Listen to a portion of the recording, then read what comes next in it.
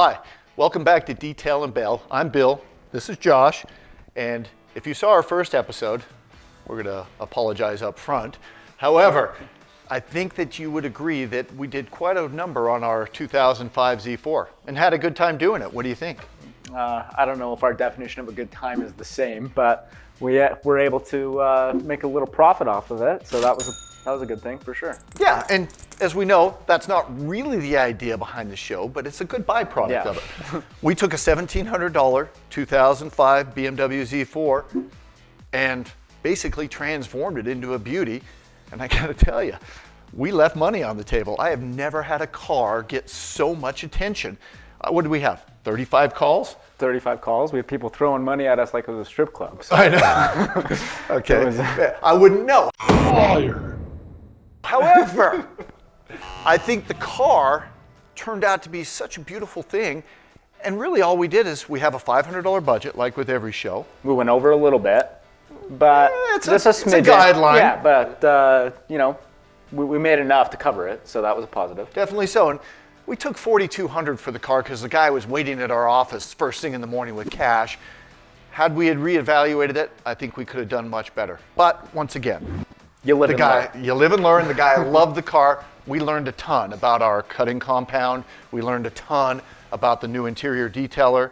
So, which is what the show's about. Yeah, it's about formulating the different products and how we do that. So, and having real world cars with real world problems makes it so we come up with concepts and formulas that fix those problems, and we get to drive the cars while we do it and have a great time. So I think that's awesome. After all that being said, let's take a look at our first victim. Yeah, we got a new one. Flew down to Denver and picked up a little gem for us, I think.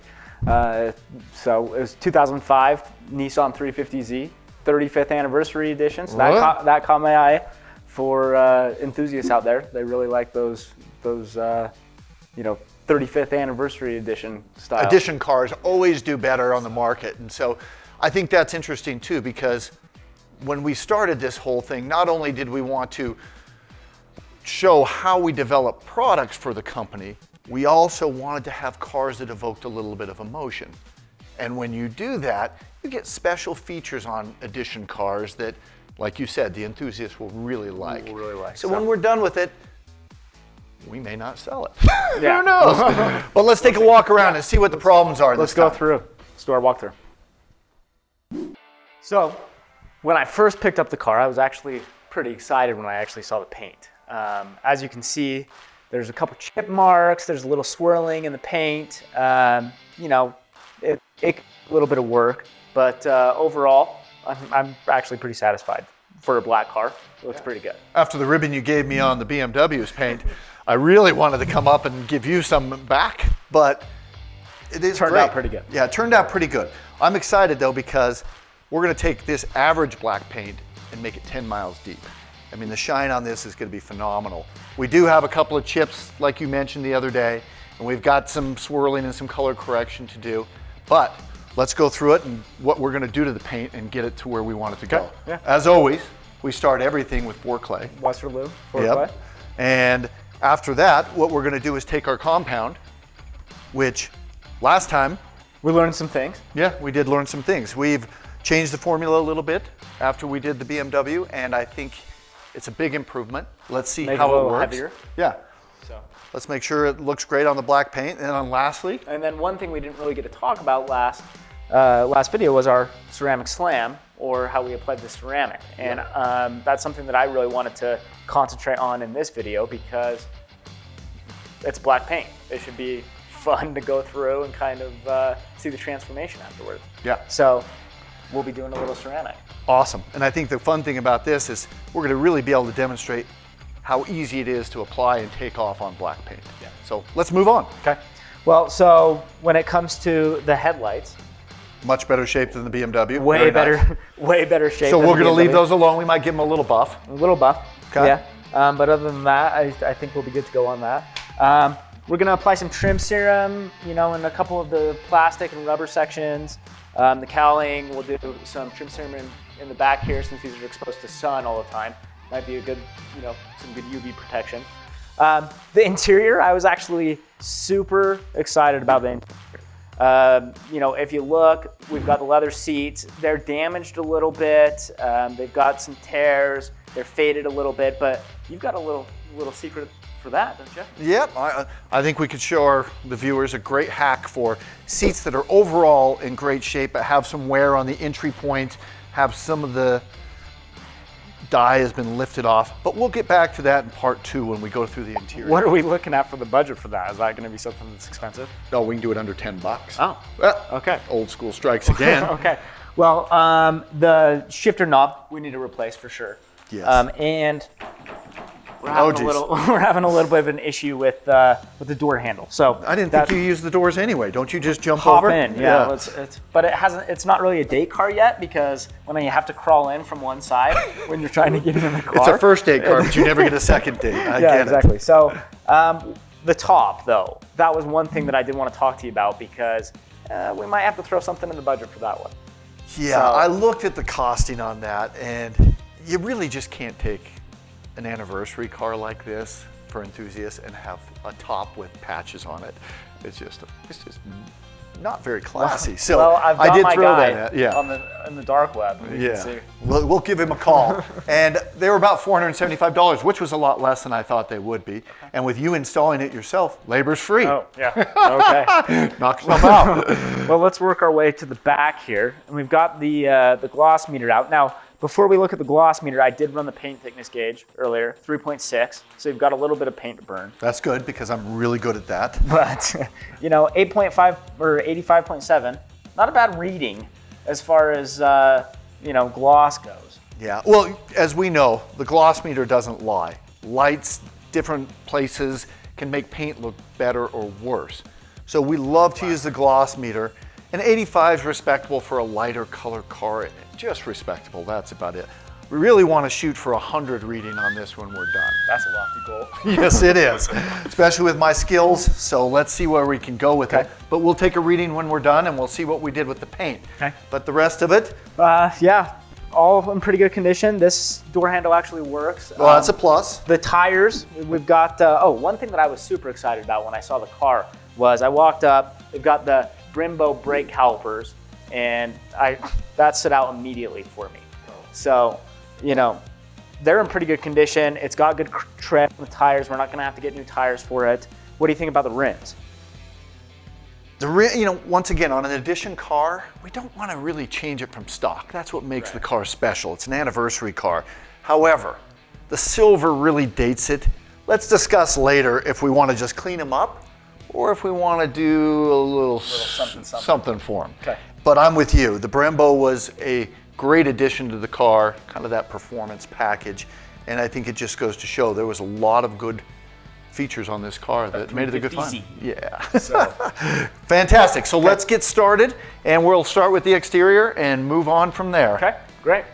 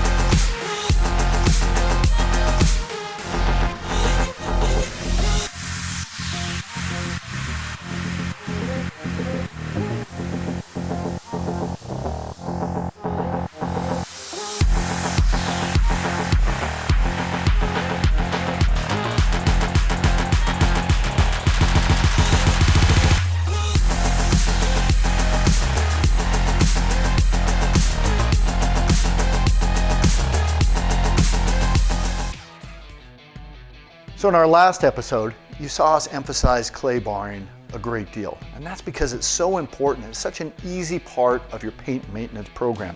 If you want to keep your paint healthy and smooth, you simply got to get all the debris, pollutants, tar, and just the metal shavings that dig their way into your paint. And if you've ever run your hand across your paint, even after you've just washed it and it feels rough, it's because you have those pollutants embedded in the paint. And clay barring is the quickest and easiest way to get them out. And before, we wanted to go through some details with you and show you how to do it correctly. And if you want a deeper dive on this whole technique, you can go to our website and we'll have a complete clinic on it for you. But to start, the main thing is to make sure that everything is very lubricated. The surface of the clay, also the surface of the car, and we really want to do about a 2x2 section as we go. And a lot of people will do quick motions like this. I kind of stay away from that because we like to make sure we catch every inch of the paint. So I like to go in the direction of the wind, coming back and forth. You can actually hear the paint get quiet as you go across it. That's when you know it's time to stop and go the other direction. And then we do a crosshatch pattern, making sure that we get a smooth application. And when I'm done, I'm simply going to, stuff's sticky, go through here and buff it off with a microfiber towel.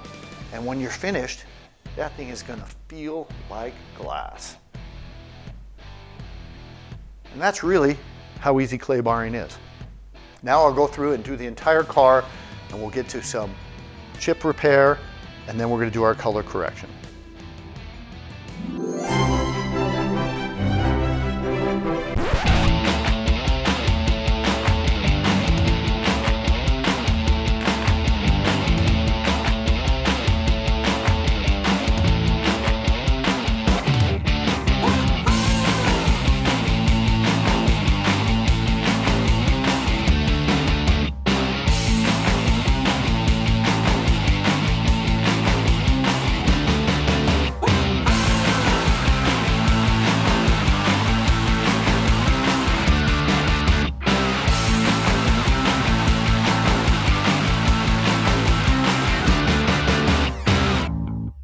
So we have a little tip for touching up chips on black paint that I learned from a car detailing friend of mine years ago. And it's an old process, but man, it sure works great. The idea is you want to get that touch-up paint to be as smooth as possible, so when we do our color correction, once it's cured and dried, it really blends in and we don't have this blob sitting on top. So we basically pulled a match from an old matchbook and we use that as our brush, and it acts kind of like a felt. When you pull it off, there's a fuzzy end on it. And we just take as little paint as possible, and when we put this on, it really lays flat that way. So now when I go over it with the compound, it's gonna flatten it down and it's gonna be really difficult to notice. And so it's much better than a brush because we don't get the blobs. We can flatten the paint as we go. And then when we get done, we'll shoot that same chip and the ones around the rest of the car, and you're gonna be able to see how difficult it is to notice. But that's one of the tips we have for getting rid of chips. So here we are. We've clayed the entire car and it feels like absolute glass. But clay barring a car isn't gonna get rid of the minor scratches and imperfections that are still on this black paint. That's where we bring in our compound. Now, we talk about technique a little bit. Once again, if you go to our website, you can do a deeper dive on every bit of the technique that goes into correcting paint. But for right now, we'll touch on some of the basics. First of all, we're going to start with a medium compound to see just how soft the paint is and if we need to move up or down. It's usually better to start right in the middle though and see what's going on. So we'll start out with about a pea-sized drop, 4 different places. We can get it to come out of there. Come on, baby. There we go. And then what we're going to do is pick about a 2x2 area. Now, this isn't rocket science. You can go 3x3, you can go 1x1. Just do what you're comfortable with, but make sure that you cover sections in a crosshatch motion and get all the paint covered. And so what we like to do first is go through and spread the paint a little bit, tap it around the paint, and get it going. Now, at your first run on the pad, you're gonna need a little more product than you normally would, but as you start to progress around the car, a little less and a little less, and it will go fine for you.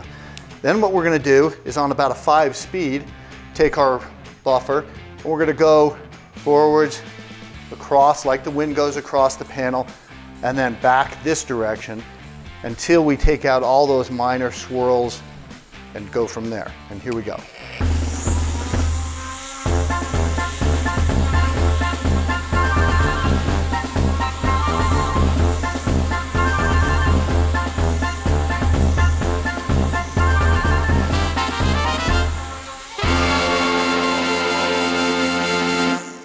So there you have the first pass we did. I usually like to do 4 or 5 passes to check the paint, see what kind of progress we made, and about a medium pressure. You don't have to push hard. Kind of let the buffer do the work. You can see here we dusted the paint a little bit.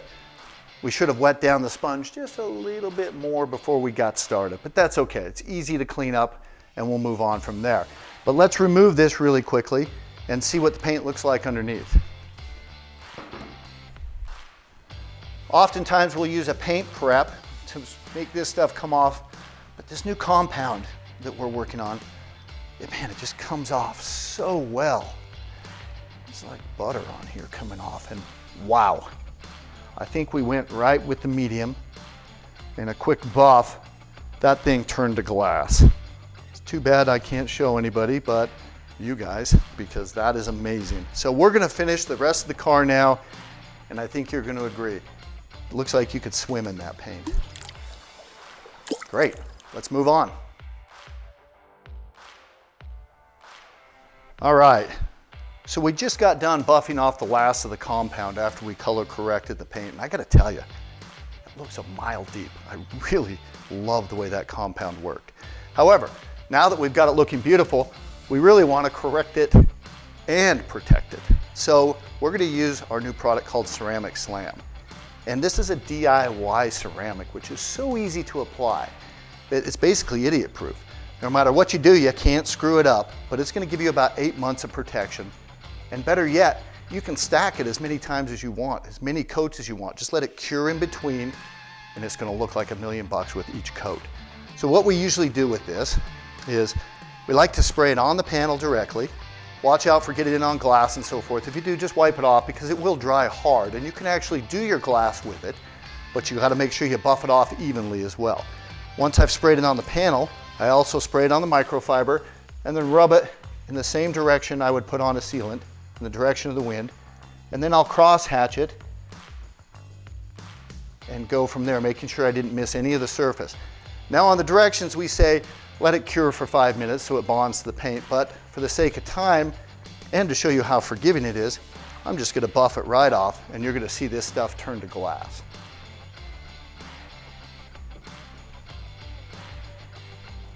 Wow, it comes off so easy. It's so forgiving. That looks amazing. I'm excited for you to see the entire car next week as we get it done. Josh works some of his magic on the interior. You're not gonna recognize it. So, for now, this is Detail and Bail. We'll see you next time.